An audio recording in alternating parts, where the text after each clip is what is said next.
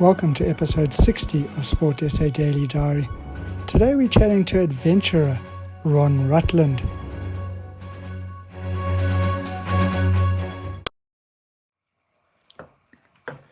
Ron, how are you doing today, buddy? Adam, great to see you again, my friend. Very difficult circumstances, I guess, for all of us, but nice to see a nice, smiling, friendly face. Yeah, absolutely. I think this is kind of the way forward for catch-ups and engagements. Well, certainly where we are at the moment. Yeah, I'm not sure the whole working from home thing, I've got it quite nailed yet. I've had to drive up a hill, so excuse the background, sitting here in my car to get a decent reception. But yeah, as you say, we always make a plan, and certainly. Yeah, I think as chatting to people, obviously online over the last couple of weeks, it's strange to think when things will get back to normal, we can have a beer across a bar sometime. Oh, absolutely. Ron, you've got an amazing story, and we'll get into that shortly. All kind of revolving around sport. Tell us, from a young age, did you always have a passion for sport? Were you playing sport as a youngster? Yeah, I was always more enthusiastic than skilled at anything in particular. As young as I can remember, and kick a ball around the garden. So I was always very enthusiastic. I remember consuming a lot of sport, growing up and watching the old Curry Cup, for example, when it was 3:00 in the afternoon, and the first half was commentated in English and the second half in Afrikaans, I think. And I used to go to Kings Park as growing up in Durban, and a fanatical banana boy supporter as we were in those days. So yeah, fantastic memories, and I always full of enthusiasm for playing sports. Rugby was probably the game I sort of enjoyed and took to the most. I was a fat little 6-year-old, and I got put in the front row then, and played pretty much that my whole life. And great, with more enthusiasm than any sort of particular talent or skill. Always been involved in sport, always loved it. Sometimes in my later life and career, even at university days, found myself sort of, representing the rugby team, I guess, on the sports youth in Pietermaritzburg University. So I found myself drawn to the sort of administration side of the game as well from a young age. And then after all that, you found yourself in the corporate world at ABSA for a few years. Well, yeah. Going back a little bit, I had absolutely no idea what I wanted to do after university. Went to Pietermaritzburg, where pretty much chose university because of the rugby and the program there, and thoroughly enjoyed my time. Finished up there and actually got an opportunity to go and play rugby in Australia for a season, which was my first sort of trip abroad. And I think that sort of opened my eyes to, being brought up in apartheid South Africa, and all your sort of teammates are English-speaking white South African males, and all of a sudden you're going overseas, and your club mates are Fijian and Kiwis and Aussies and some reprobate Irishmen. Sort of opened my eyes to the world a bit. Finished up there. My coach got a job to go and coach in Hong Kong, so I sort of followed him there. And it wasn't sort of pro rugby as such, but it was a kind of deal where they gave you an apartment, a little bit of pocket money, and a bit of a part-time job, and you got to play the great game of rugby and see a bit of the world. So I thoroughly enjoyed it. And then after that, I had absolutely no idea what I wanted to do. I thought it would be the year of working out what I wanted to do the rest of my life. So I went to London. Lucky enough to have a British passport, but a lot of mates in the late 90s were sort of doing the London thing, 2-year working holidays. And people have sort of found their niche working in the sort of back offices of these big investment banks and corporate banks, and getting paid these what seemed like extortionate money at the time for very simple work. And relatively, I'd done like a Microsoft Office course. I sort of thought I was an expert in everything, computers and IT, and I managed to wangle my way, let's say, into a 1-month contract at Nomura, which is a big Japanese bank. That 1-month contract ended up being extended up to about 3 years. We had the Euro. Why the whole Y2K complete conspiracy in 2000. So there's a lot of work to keep people busy. It wasn't the big flash $1 million banking jobs that a lot of people sort of aspired to, but it was it paid the bills. It was a great way to sort of travel around Europe as a youngster and enjoy the time in London. So I guess I kind of found a career, in inverted commas, in finance. Moved to Thailand a few years later, slight change of career, and back to Hong Kong to work in banking again. And then in in 2008, just before the financial crisis, and I had no foresight on my part, but I quit my job in Hong Kong and moved back to South Africa for the first time, I guess, in my adult life or post-university life, and found myself in Cape Town, starting the Cape Town Tens with some mates, which was a good idea, right? Which I, and ran that for 5 years. So that was the first time in my life that I was, I guess, doing a career that I really enjoyed, like, and I was really, really passionate about. And I sort of ran that for 5 years, and then I actually did a stint contracting to ABSA when ABSA were doing a big sort of consolidation of their offices and that sort of thing. So it was a consulting role. It wasn't actually a few years; it was actually only a couple. But that sort of, to be frank, I think reaffirmed why I'd left banking in the first place. And the corporate world, and I decided to jump on a bicycle and do my big first adventure through Africa. So that was a very long answer to your very short question. Oh, no problem. So Ron, as the picture denotes behind me, you went on a bit of a bicycle ride. Before we even get onto that, what made you even think about doing it? Yeah, so Adam, I think, growing up, I didn't travel at all, but I always had, I don't know where I got it from, but I always had this dream of doing a big adventure. So I'd read all these books and magazine articles in National Geographic, and I guess later in life blogs and things like that. And I'd be, I just read about all these stories about people exploring the world, and there was something in it that I just thought one day I've got to do something like that. So somewhere inside me, I had this ember burning of doing a big adventure in my life. And I guess for the first 35 years, I kind of found excuses not to do it. It was always something that people, were better connected than me, richer than me, better, more athletic than me seem to do. And, and I guess all these sort of barriers that you put up in your own mind about why you can't do things. And I think it was, I was lucky. I was relatively well traveled by the time I came back to South Africa in 2008. I'd seen a bit of the world, and it gave me a taste of what was out there. But again, it was always within certain boundaries, the travel that I was doing.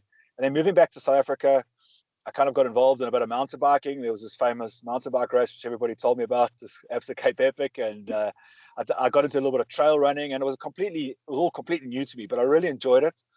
And I always describe myself much more as a sort of a Toyota Hilux or a tank than a Ferrari. So I found I actually had quite a good engine. I was always coming last.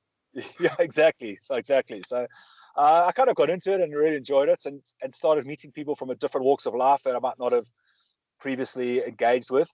And then, Rion Manson's a good example. I got to know Rion kind of independently, just through some mutual friends. And, it started dawning on me that this guy whose book I read many years ago, he's actually no different to anybody else that I met, but he just made the decision to do it. And honestly, and he was just one example of quite a few instances and moments like that. And it kind of, I guess I had this midlife confidence boost, that realized that, what, it is only the difference between thinking about it and actually making the decision to do it. That actually is a difference between people living their dreams. So, so it was kind of like, it wasn't a one eureka moment, but it certainly was a build up over a couple of years back in South Africa, and looking, and wanting to explore my own continents. I'd seen a lot of Asia, I'd seen a lot of Europe, a bit of the States, but I'd never been north of Malawi. So I sort of got into cycling, being back in Africa, wanting to explore my own continent, started crystallizing what I actually wanted to do in terms of adventure. So, I mean, the plan was a 2-year ride from Table Mountain to London for the 2015 Rugby World Cup. How long did it take you to actually plan the routes and plans, the logistics of it before you actually got on your bike? Yeah, Adam, to be honest, it was actually, the original plan was Cape to Cairo. So I looked at a map of Africa, and it's a pretty well documented route. It's a sort of classic overland route for people with 4x4s and motorbikes. And there's even an annual event nowadays called the Tour d'Afrique, where I think it sort of costs $10,000 or $15,000, and you'll have a fully supported ride from Cairo to Cape Town. So it wouldn't have been a first or anything, but for me, it would have been way beyond anything I'd ever done. But as I took the map of Africa, I started looking at all these countries that I was missing by doing the sort of Cape to Cairo. And I remember the first example being Uganda. I heard so much about Uganda, so I kind of added Uganda into the map. And then I thought, while I'm there, let me go and visit Burundi and Rwanda. And it was amazing. Like I spent some time, the route became more and more zigzagged, until one day I thought, I wonder if it's feasible to find a route that goes through every single country on mainland Africa. And after a few days and many, many hours with Google Maps and Google Earth and explore, like doing a bit of research on which borders are open between countries, I eventually plotted this route that I believed was possible from Cape Town to Cairo, but through all 48 countries on mainland Africa. And it's amazing. As soon as I drew that black line on the map, I just knew that that's what I was going to do. Like the 6 month sabbatical of cycling to Cairo was now becoming a life-changing event. And from that moment on, and then realizing that's going to be 2 years plus, that's when I thought, okay, well, let me tie it in with the Rugby World Cup. That'll give me something to aim towards. It'll give me a bit of finite time.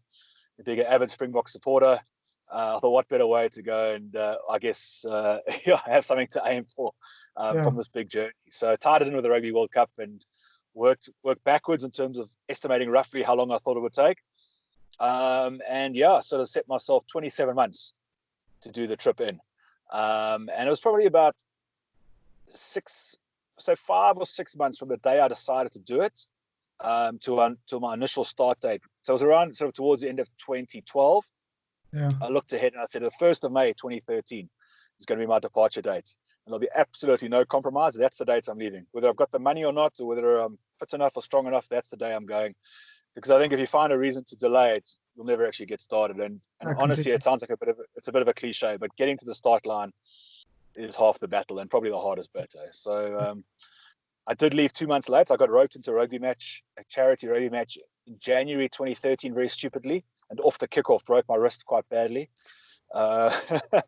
which involved 2 operations and a delay of the start of the trip by 2 months. But the 30th of June 2013, left Cape Town Stadium and started a trip that would completely change my life. So, Ron, you get on your bike. What do you pack? Very, very good question. I spent many hours and days trying to work that very question out, and I was, concerned myself with, what do you need for a 2-year journey? What do you need to sort of get through day-to-day life on a bicycle? And I guess I'd been spoiled because I'd had such an interest in this kind of space and adventure travel, and read a lot of stories about people cycling around the world. A rough idea of what you needed, and the overwhelming majority of people that had embarked on trips like this for the first time almost inevitably seem to say, we took too much stuff or we overpacked, and people ended up throwing stuff out. So, but despite that, I mean, I was literally packing up.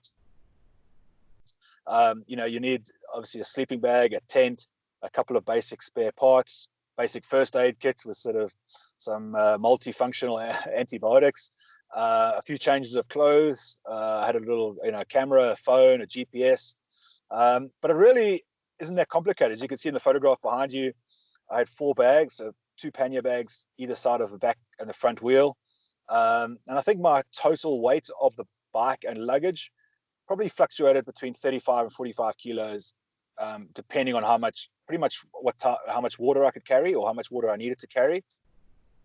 And if you take the bike out of that, it's probably 25 kilos, maybe 30 kilos at the most of luggage, including food and water. And when you think a lot of people take that much luggage on a 2-week holiday, it makes you realize how little you need to live. And it's crazy. When you've only got one set of clothes, you never have to worry about what to wear. So it's pretty simple. You just wake up and put the same sweaty shirts on every morning. And if you're lucky enough to find a river to wash it in, you wash it in, or somebody puts you up, which happens so often, wash it, put it in their washing machine. But I think that's one of the beauties of cycling, Adam. It's just the most, or touring by bicycle. It's such a simple existence.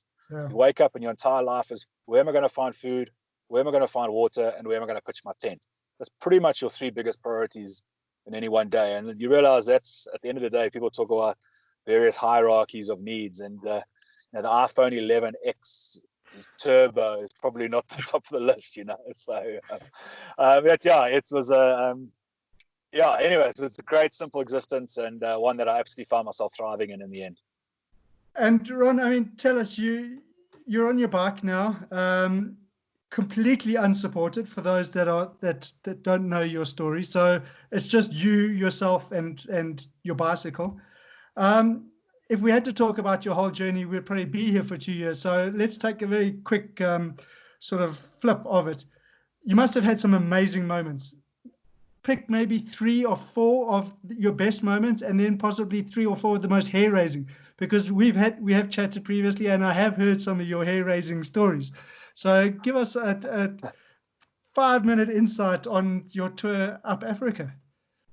Okay, yeah, as I say, I could bore you for hours, but I think let me start at the beginning. The one that is the overall is the goodness of the human spirit, and I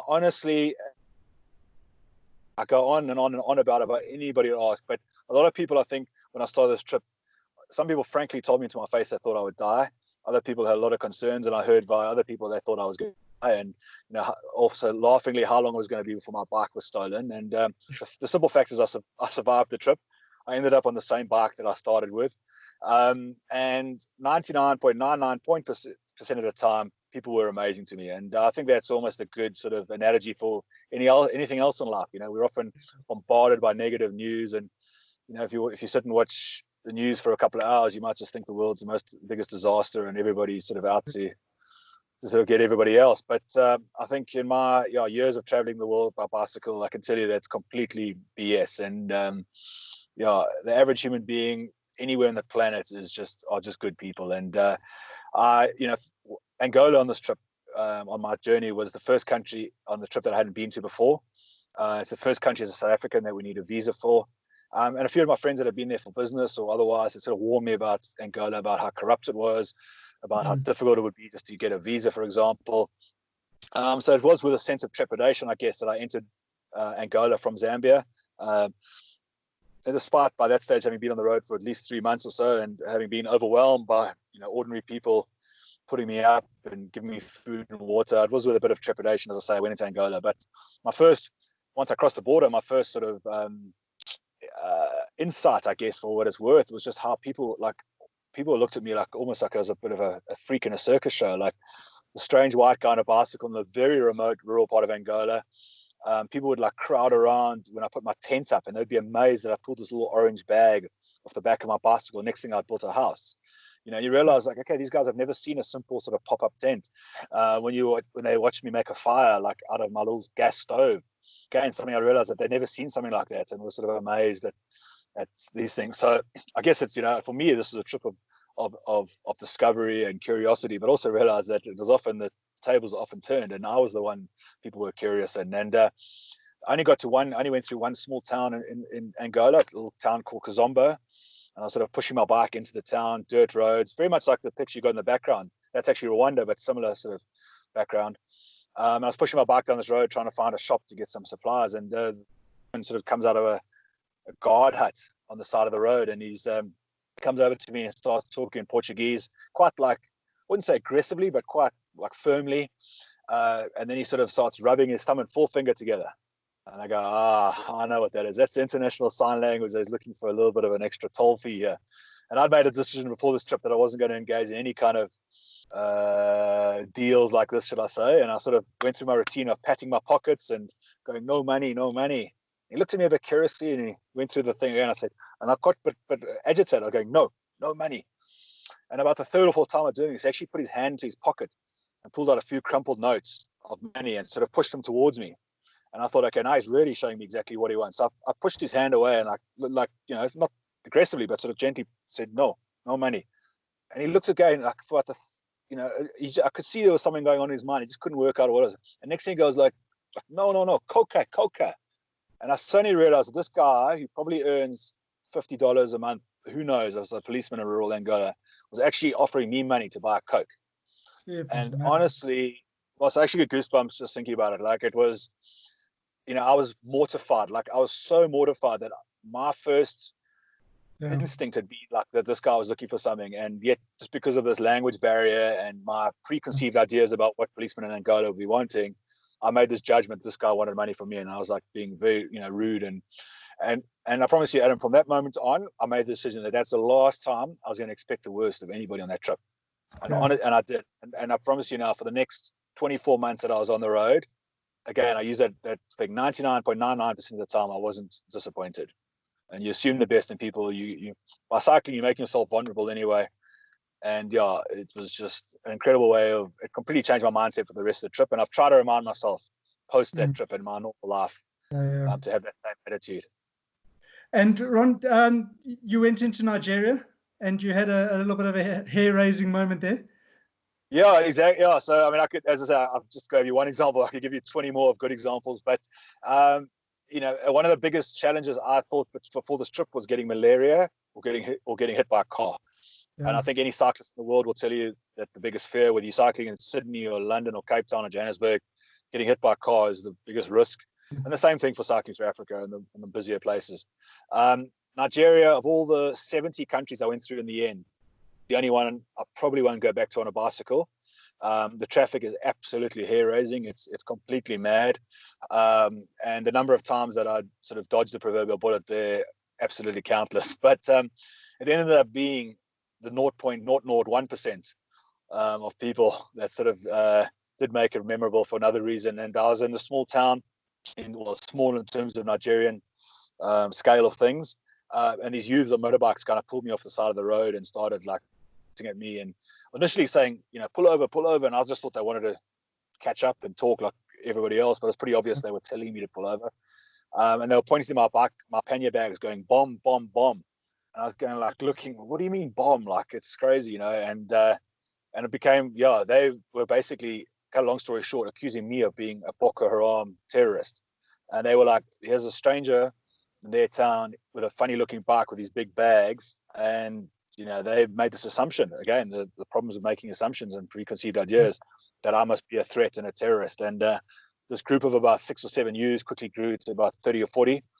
And if I look back now, I mean, at the time, just sheer adrenaline was sort of kicked in, and I was, started a shouting match to try and, I guess, buy myself some time with these guys. But it became pretty obvious that this was not going to end too well, and that the mob mentality it's a scary thing. It's a really, really scary thing. And it was only by absolute sheer luck that a group of policemen on a Land Cruiser pulled up behind me. Well, I heard this chaos behind me, and these very professional, smartly dressed but relatively aggressive policemen sort of obviously saw something was going on there. I don't think they realized exactly what, and then kind of came in to break it up and realized that there was this foreign in the middle of things that probably was about to be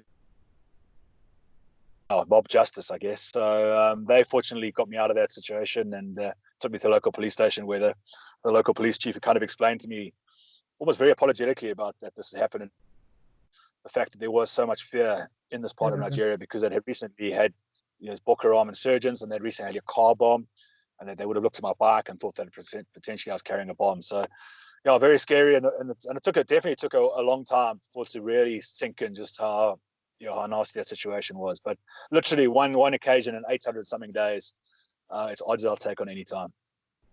And Ron, it took you a long time. How many kilometers did you end up doing all the way to London?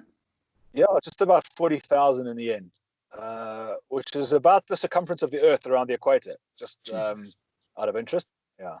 So 40,000 kilometers to ride from Cape Town to the UK to watch the Springboks lose to Japan. That wasn't the plan. Well, I think going back a little bit, so once I decided that I wanted to cycle to watch the World Cup, I got hold of John Smith and Francois Pino, and I said, gents, I've got this big trip planned. Would you be so kind, as our 2 previous Rugby World Cup winning captains, to sort of draft a letter of support, write a letter to the team of 2015 that I can sort of carry with me as this kind of, this sort of symbol of the trip, and I can deliver it to, at that stage, South African terms are, 2.5 years is a long time, so I had no idea who the captain would be in 2015, but I said just address it to who it may concern or something. So they gave me these letters, and I carried them, with my passport, and looked after them through forest fires and floods and storms and everything, and I managed to arrive in Brighton as planned the day before the opening game of the World Cup, and Jean de Villiers very kindly made himself available for a cup of coffee. Pretty generous of him, the day before opening game of the World Cup, and he said all the right things. Ron, like, we followed the journey, and quite frankly, surprised you made it. When you told me about it 2.5 years ago, but well done, and the lengths isn't it crazy, the lengths that South Africans will go to support the team, and I kind of like left that coffee like thinking that maybe I've made a little bit of a difference here. Maybe in my small way I've sort of added 0.1% to the sort of team morale, and needless to say, 24 hours later, rugby history in the making, and sitting there with a lot of people that had come to sort of ride with me from the last few days into Brighton, Morno du Plessis being one of them, and we had a sort of a beer or two in the stands afterwards, just while the crowds were going, and I don't know, like obviously I'm a huge Springbok fan, but I'm also a huge sports fan and a rugby fan in general. If you sort of take your green and gold glasses off, you realize like what a privilege to be watching history in the making. It's a pity it was our boys on the receiving end, but like wow, what a as I say, what a privilege to be at like this rugby match, which will be talked about and obviously has been talked about for ever since.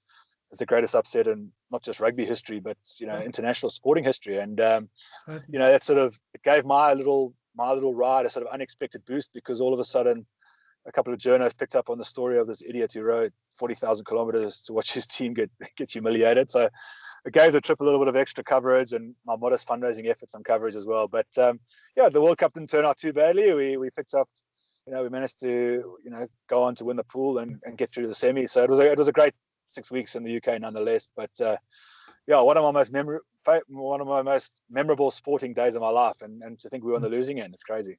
Yeah, no, I'm sure.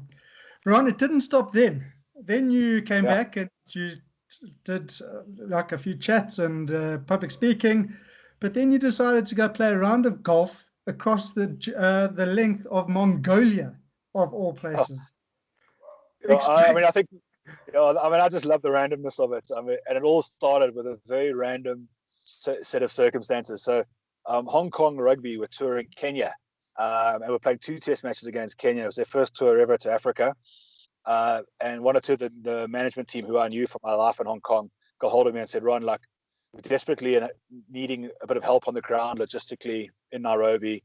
And would you be able to come out and sort of just, I guess, effectively act as a bit of a liaison with Kenya Rugby and just sort of be our, help us out on the ground. So I had nothing. Generously flew me to Nairobi. It was a good opportunity to go and catch up with some of the boys that I knew in the team. And the first day there, the coach said to me, Ron, why are you here? Most of these guys have never been to Africa. Don't you want to share your story about your cycle? So I gave him a whole blurb. And one of the older guys in the team came up to me afterwards, who I did know before, but we weren't great mates. We were, a generation apart in rugby terms. And he said, Ron, I followed your whole journey, and now I hear it, but only now, like hearing it in the first hand, did I realize how much you gave up to do it and just the extent of the adventure and everything. He says, like, I'd really love to do something when my rugby career is over. And he says, I've got no interest in cycling, but golf's my game. Like, I just love my golf.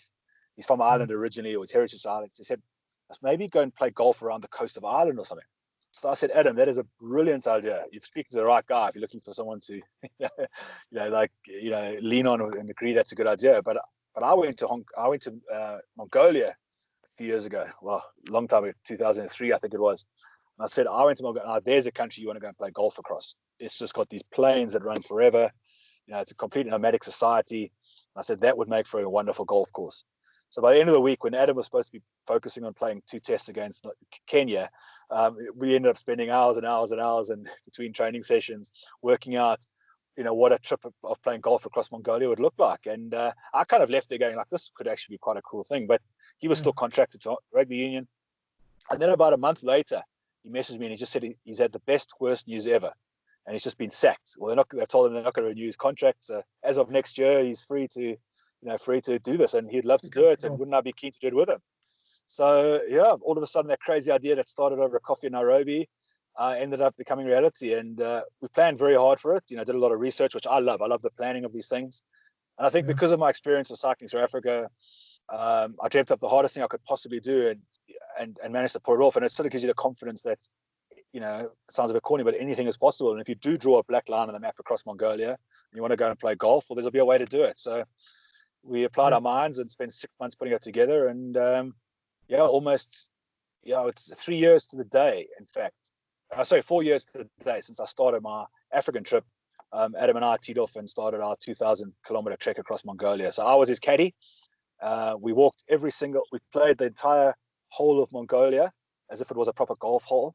So a friend of mine who works at the European Tour, he sort of wrote a letter, saying, guys, if you play, under these conditions, we will recognize it as an official golf hole. So we started at the most western point of Mongolia, and we finished on the 18th green of pretty much the only golf course in Mongolia, which is in the capital city, Ulaanbaatar. So we plotted this route. Took us 80 days exactly, 25 Ks a day on average for 2,000 days. But touch and go in the beginning. We really were slow off the mark. It was really, really tougher than we expected. But I managed to pick up our pace. And it's crazy. We finished on the day that we expected. We were about 7,000 over par, which I'll blame Adam on. But as the caddy, I'm proud to say we left with 400 balls and we came back with 250. So we used a lot less balls than we expected. But Ron, you were the caddy, yes, but you didn't just have a normal golf bag that you had to carry. Tell us about your golf cart / bag. Yeah, Adam, I had to spend a lot of time thinking about this because, at one stage we're looking at these sort of, I think Thule make these sort of trailers that people use for running with their kids. People, you sort of strap it around your back and the kid sits in the back and you can go for a run and take your kid at the same time. There's a few pushing versions of the same thing, but the problem always came back to Adam, how does he play golf? Like if he's tied to some sort of trolley, for him to swing a golf club is going to be impossible. So we realized, eventually it would have to be me doing the hard work. So eventually spoke to a guy in Stellenbosch who was he does sort of manufactures equipment for like the catering industry. So he's always building things of metal and, oven cages and things. Sketched out what a trolley could look like. And basically it looked like a donkey in a cart. Like I was in this sort of like a cart on 2 mountain bike wheels. I think it weighed about 10 kilograms in the end, fabricated out of as light metal as we could make it. I strapped this thing with a harness, which people use for towing sleds across the Antarctic, and hauled this trolley all the way across Mongolia. And I think it weighed about 100 kilos with everything on it. And then at one stage when we crossed the Gobi Desert stretch, we had to have like a sort of a 50 liters extra of water just to make sure we were completely self-sufficient. So at its peak, it probably weighed about 150 kilos, which on the flats was actually surprisingly good if the path or the track we were on was relatively firm.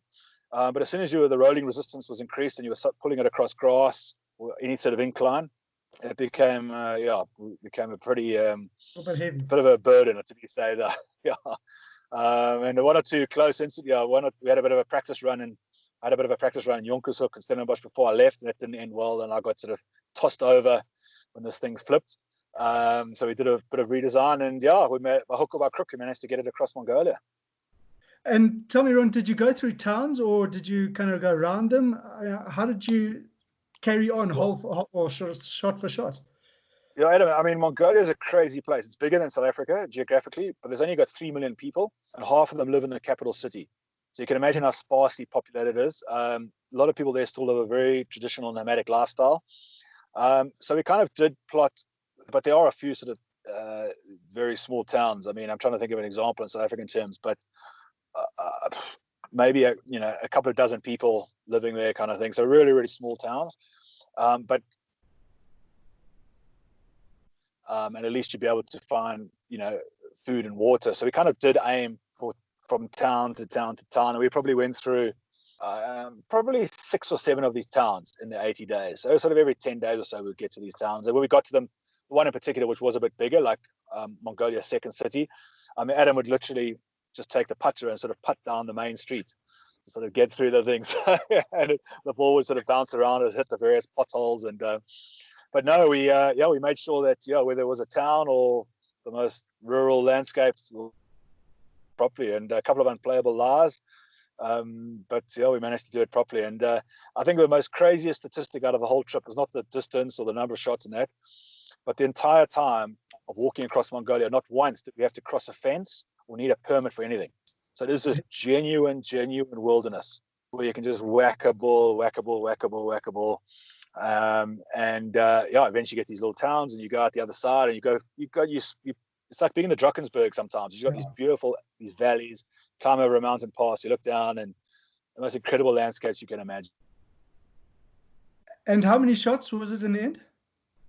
It was just over 20,000 in the end. So pretty much averaged 100 meters a shot, which in the end, yeah. So Adam just basically took a wedge at the end and just realized instead of changing clubs all the time and trying to whack it too far, it was much more efficient just to hit a half wedge, 100 meters just the whole way up, and sort of made it much easier to find the balls. And he's a very good golfer. He's like a +2 handicap, so he's you can sort of hit a small targets, and it's just a crazy, random, amazing adventure. So from your riding across Africa to your pulling a cart across Mongolia, you must have been one of the fittest people on the planet. You must have had a hell of a sore bum at the end of your ride. equally, Adam must have had a hell of a sore shoulders when putting that final putt on the 18th. Yeah, he actually. I mean, people often say to me, "Oh, Ron, you had the much harder job, having to tow the trolley." And I guess the sheer volume, like just from the sheer force of, it was a pretty tough thing. But I don't envy Adam having to swing. I think it was average sort of 250 or 300 shots a day, and often like amongst rocks and these super tough conditions. So how he didn't damage a wrist or a hand, making contact with a hidden rock or something, and just swinging that volume of things. He did have a little backpack on, which was didn't make it much easier. And at one stage, towards probably like 80% of the way in for like a week or so, he just came down with these back spasms, and it was like, I think his body just had enough. And I was really like, he was in absolute misery, could barely swing a club. And obviously at that stage it was like super concerning. We had a 90-day visa, so the clock was ticking to play with, margin for error. But he's a tough little nugget, and just by stretching every day. And I mean, shame. I just look back now and I just shake my head. Like, he was in such distress, and I think we'd got so far, yet so close. But they managed to pull through, and I think it took a while for him to actually get back on a proper golf course once he got back to Hong Kong. I think he was over it for a while. I'm surprised he's ever got back on. Ron, that's 2 adventures. There's now another one. You rode from London to Tokyo for the 2019 World Cup. 20,000 odd kilometers, 26 countries, 231 days. When does this stop? And maybe just tell us about that journey. Yeah, well, after Mongolia, I thought it was the end. I was a complete wreck. I think the cycling is actually not too bad for you, but I think that Mongolian trip really took it out of me. I'd had some existing hip and ankle issues.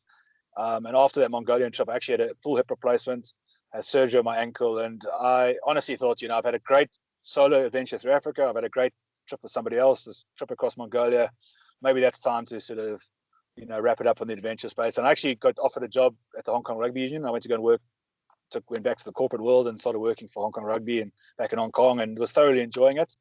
That came up straight after the Mongolian trip. But sitting in Hong Kong, sitting in Asia with the Rugby World Cup coming to Japan, I don't know, the excitement started. I mean, there was so much excitement for the World Cup coming to Asia, and obviously being involved in rugby, it was particularly noticeable. But I got given a heads up that Child Fund passed it back, which is a rugby for development program in Southeast Asia, which Hong Kong Rugby supported very much. Laureus supported as well. I heard they were going to be appointed as the official charity of the World Cup. And I thought, oh my goodness, wouldn't it be amazing to do, sort of continue the journey? And I kind of thought, stepped on. I thought, no, this is something I want to do. And so I plotted the routes, and it worked out it would be 7 months of really good riding from Twickenham to Tokyo. Obviously the host of the 2015 final to the 2019 World Cup. So I thought 7 months, and I'll kind of work backwards. That'll only be 6 months after my hip replacement. Like, is it going to be enough time? So I spoke to my doctor in Hong Kong, my GP. I said, Dave, listen here, just between you and I, I've got this plan, but before I go and quit my job and everything, do you think it's even physically possible? And he said, no, Ron, I think you do the rehab correctly, you'll be all right. And so he said, tell me a bit more about it. So I said, well, told him about the plan, the fact that Child Fund were going to be appointed as the charity. And he said, really? I didn't know that. So I said, yeah. He says, well, do you know James works for? And I literally said, who the hell's James? And he goes, no, it's my son. And I knew one or two of his other sons, but he says, no, James has been working for them for 5 or 6 years, ever since they started. He's been with them, and I know he would be up for some. He's talked about being up for some sort of adventure, and I'm sure if there's a way he could tie in supporting that program and doing a bit of adventure, might be interested. And so if you're looking for someone, basically, feel free to give him a shot. And I said, well, geez, Dave, to be honest, I haven't even thought about who I'm going to be doing it with. It's just an idea at this stage. But this guy James got hold of me a week later and said, oh, my old man told me about the trip. I'd be super keen. And so I used an excuse a few weeks later to fly to Vietnam for the weekend to go and visit him. And over a few beers, I guess we interviewed each other and shook hands and said, let's do it. And 6 months later, we saw each other at the start line. So 2 complete strangers. He's 15 years younger than me, very different characters, didn't know each other at all. And we set off on this adventure together. And but it was wonderful having somebody who, was by far the most focused on the charity side of things. And I think as I've got older and more experienced, I think having a bigger purpose is very, very important. And, putting all the energy and effort that goes into planning these trips and putting them off was really important to me, that it was the center of what we did. And it ended up being a crazy, collaboration. I got hold of DHL, who supported me on a handshake agreement through Africa with some logistic support with my visas. And they were obviously one of the 6 worldwide partners for the Rugby World Cup. And I knew that they supported Child Fund pass it back already independently of the World Cup. So I sort of pitched them this idea of sort of helping deliver James and I to the World Cup. And the guys from World Rugby got on board as well. And it was their idea to actually carry the match whistle for the opening game. So World Rugby always produce a commemorative match whistle for the opening game. And so that was what we had to deliver on behalf of DHL, I guess. And the whole way and managed to pull it off. And it was a lot more tight. I mean, the African trip was, in terms of kilometers per day, 60 kilometers, I think, of what I averaged. This one was over 100. Our time scale was pretty tight. We didn't take the most direct route to Tokyo. It was important to go and visit the programs in Laos and Vietnam. So we took us the tour through Southeast Asia. 27 countries. 27 countries in 230 days and 20,000 kilometers. And it worked. It was amazing. We just had the same thing I talked about earlier, just this goodness of the human spirit. And I think on a trip of this intensity, we were doing 600 Ks a week for 33 weeks. It was really important to have a wingman.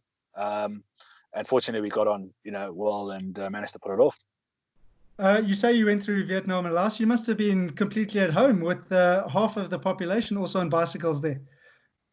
Oh, good point. No, and it's amazing. And again, I think people all across the world understand what a bicycle is, and obviously, particularly in Southeast Asia, as you say, everyone on bicycles or scooters at most, and you have these long conversations with people as you're riding down the road. People riding up next to you from, and the whole story, and particularly in Laos, because James he lived there for many years and speaks very good Lao. So he would have these conversations for ages with people, and it was a super cool way to engage the communities as we went. And any special country stand out for you that was the most amazing? I mean, I've been to Vietnam and it's absolutely mind-blowing. Absolutely love it. I mean, you went to 27 countries. Was there any one that you preferred the most? I think it's like people with children trying to choose their favorite child. But I think for me, I think Iran. Iran stands out. Because it's one of these countries, I think, that if you believe what you read in the press, it's just a country full of sort of terrorists and people that want to kill you and kidnap you. And but I'm glad I believe the people that had traveled there before just told me it was amazing. And it was a lot of effort. James travels on a British passport. And for Brits and Americans to get a visa for Iran it's nigh impossible. But pulling a lot of strings and a lot of perseverance, we managed to get him a visa at the last minute. So fortunately, we managed to stick to our original plan. And we cycled the entire width from Turkey to Turkmenistan. We spent about 3 weeks in Iran. We even visited the Iran Rugby Union in Tehran. We spent some time with them. There's a woman there who she's actually on the World Rugby Council. And she sort of looks after women's rugby in Tehran. Rugby culture that I didn't, had very little awareness even existed. So just a great experience of a country that, as I say, gets a bad rap, but one of the friendliest places I've ever been to. And the biggest problem, we're there in the middle of winter, so it was tough cycling. But the biggest problem there is almost making ground, because so many people would pull over in their cars and offer us food and water and say, "Hey, why don't you put your bikes in the back of our truck?" And you're going, instead of trying to explain to people in broken English that we need to cycle every inch. So Iran really stands out. Going through, places like Tajikistan up the Pamir Highway at 4,500 meters, you cross into China. A day and a half later, you cross into Pakistan at 4,600 meters, and you're dropping down the Himalayas from 4,500 meters to sea level, like in 3 or 4 days. Again, Pakistan, a country with a reputation of being a difficult place to travel, but we felt no anti-Western sentiment, and I'd love to go back when the world returns to normal from a cricketing point of view. And Pakistan are playing some home tests again. I'd love to go and watch the Proteas play a game in Pakistan. It'd just be crazy. Yeah, I'm sure. Absolutely amazing. And you got to Tokyo, and the Springboks did it for you this time, winning the World Cup. Yeah, 60,000 kilometers later, if you put the two trips together. So, and nothing better than beating the Poms too. Oh, and the funny thing is, James, I rode with was a Pom. So for 7 months, we were laughing about the possibility of a South African England final and trying to work out the permutations in our tents in the evening. But how crazy it worked out like that. What an absolute. What a dream World Cup, Adam. Before the final, even. I think everybody agreed that anybody who was visiting or saw it on television, The players agreed. I mean, everybody that went there was absolutely mind blown. I mean, I've been to Japan a few times before, but never for that period of time. Never visiting that many small towns and places. And James and I were lucky enough to see a lot of games in a lot of different cities and towns. And oh my goodness, the people of Japan just made it something really, really special. And you know, in the same way that watching us lose to Japan in Brighton was one of my most memorable games. Another one was being at the Japan Ireland game.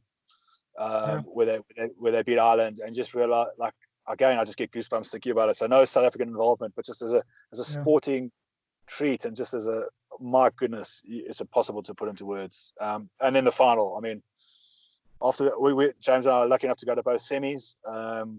Very difficult to watch our game against Wales, but that England All Black game, what a game of rugby that was. To be there as well was amazing. And you know, but coming up to the end of the week, you know, towards the final, you know, I definitely felt, and I'm not just saying in hindsight, felt that we had you know, being the underdogs, everybody talking the English up. I just had a quiet feeling we you know, and I bumped into some of the guys there in the week, and just there was this calmness about them, and I just thought, you know, I had a really, really good feeling, and the way we just crushed them was just awesome. You say, just popping back to Ireland against Japan, no South African involvement. There actually was. This old CJ Stander was playing for Ireland. So there's us South Africans everywhere. I hope you seriously rubbed in the winning result. What's that? Sorry, Adam? I hope you seriously rubbed in the winning result with James. Oh, yeah. I don't think I needed to say anything. But no, we said, I was just, and I think it worked out the right way. James is the most relaxed human being on the planet. He's a lot younger than me. He's got a lot more World Cups to watch down the line. So, I think the result went the right way for our relationship. Ron, speaking of World Cups, the next Rugby World Cup's in France in 2023. It is. No plans to ride from Japan to France? Adam, it's been obviously been bandied about as an idea, but no commitment at this stage. I'm going to be deep into my 40s then, the body's. I was supposed to be doing the Epic this year and trained pretty hard for that, but sort of had a few niggles coming into it, to be honest. So I was, after it was cancelled, and I've had a bit of time off now, so still trying to work out a few of those niggles. But we'll see long term. We'll see what the future holds. I think at the moment, it's, as we all know, in these COVID times, it's hard to plan too far into the future for anything. So let's just say it's in the back drawer, in the bottom drawer, but we'll see what happens down nearer the time. Mate, I think the Epic would be an absolute cakewalk for you. You could do it non-stop, probably. Ron, it's been awesome chatting to you today on Sport SA Daily Diary. Thank you so much for your time. Unbelievable story. We could talk all afternoon. Thanks, Dad. Thanks. Great to see you again, boss, and well done for keeping us entertained and inspired. He's locked on. It's really cool. Thank you. Awesome. Thanks, mate. Okay.